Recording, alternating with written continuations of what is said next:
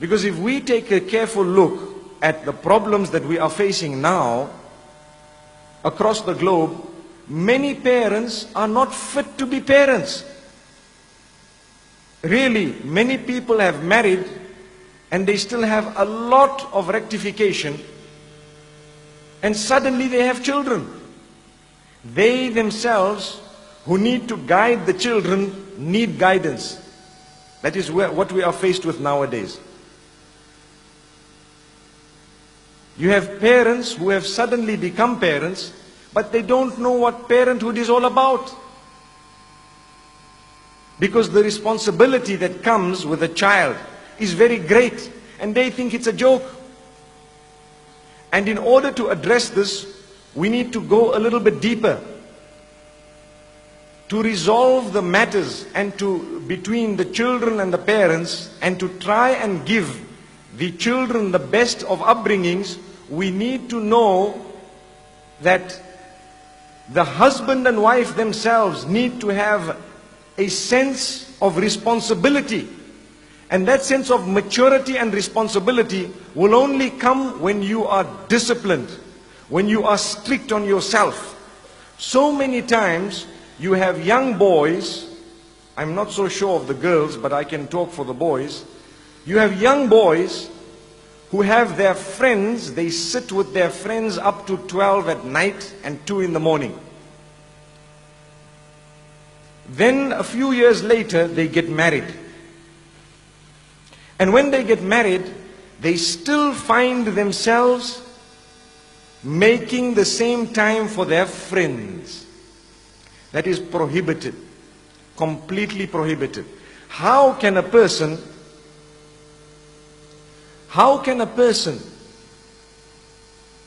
who has now taken somebody's daughter still give preference to his friends over his own wife?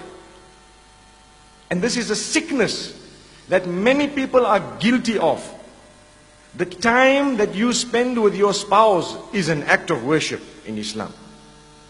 The time that you spend with your family members is an act of worship in Islam. So many people give preference to their businesses over their family members. Many people just sit and give preference to a newspaper over their family members. It's a fact. The man comes home from work, he is tired, he does not speak to anyone, he sits down, he wants to eat his food, he has a temper, and next thing he is busy reading the paper, or he literally plants himself in front of the television and he is watching television until late hours, then he switches it off and goes to sleep. He hasn't spoken to his wife, he hasn't spoken to his children. If any one of us here are guilty of that, today is the day you are being told directly that that is a major sin. Major sin. How can you give preference to a television over real people? Real people. Another problem is also the internet. Many people give preference to the internet and spend hours every day until 2 and 3 in the morning laughing and joking with a screen. If you want them to laugh, really, you've got to put a screen in front of them. They will see what is known as emoticons. You know what is an emoticon?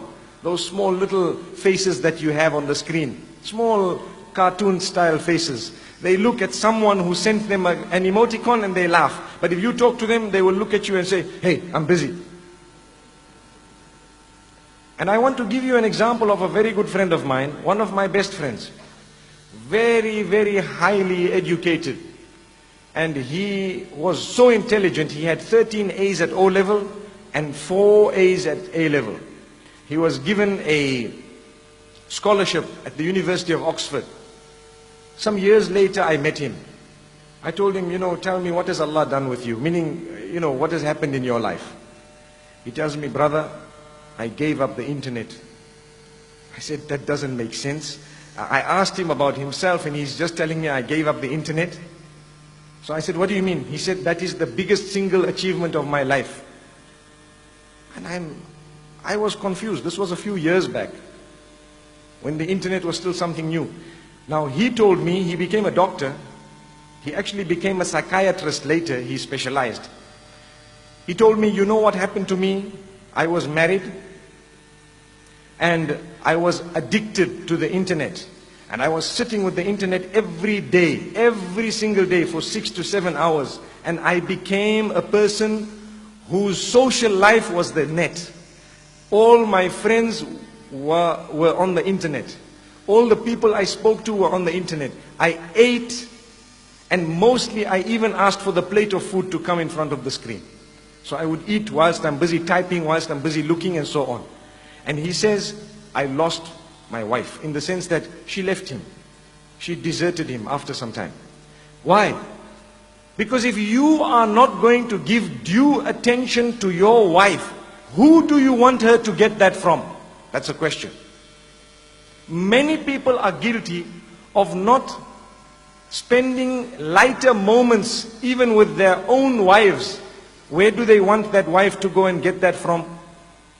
It is true, and we need to talk about it, because so many women are suffering in silence. It's a fact of life. They are too embarrassed to mention what is going on.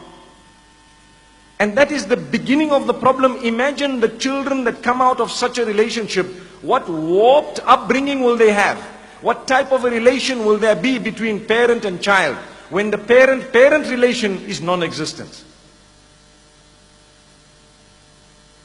So many people are guilty of not understanding that they have taken someone's daughter with the name of Allah. When we are officiating a nikah, you and I know that there are certain verses that are read. I'm sure you all know those verses. All of those verses have the consciousness of Allah mentioned in them. And I feel, and let's listen to this very carefully, that the most important verse is the third verse that is read. يا أيها الذين آمنوا اتقوا الله وقولوا قولا سديدا. O you who believe, be conscious of your Rabb, be conscious of your Creator, be conscious of Allah subhanahu wa ta'ala, and only utter that which is upright, that which is straight, that which is full of happiness, that which is full of contentment, that which is full of truthfulness, that which is away from falsehood, that which is away from deception, that which is not vulgar at all. That is the meaning of the term sadidan. Sadid means that which is straight. It will result in all forms of goodness, and it will keep you away from all forms of bad and evil. Why is this verse repeated when we are getting married? Can I inform you of one of the reasons? One of the reasons is that, do you know that 90% of your problems are caused by the tongue? 90% of any human being's problems are caused by the tongue. So Allah is saying, watch out. Be careful how you use that tongue of yours, especially in marriage. The question I have, how many of us utter words to make our spouses feel good? How many of us utter words to put a smile on the faces of our spouses on a daily basis? I think a lot of us are guilty of never doing that, or doing it very little.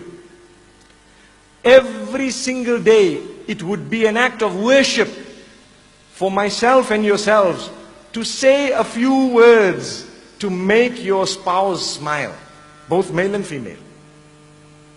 An act of worship. If we don't do that, we will have a hollow society. Outwardly, everything seems to be okay. Inside, nothing is okay. And people are suffering in silence. Why do we need people to suffer in silence? We don't. No one needs to suffer.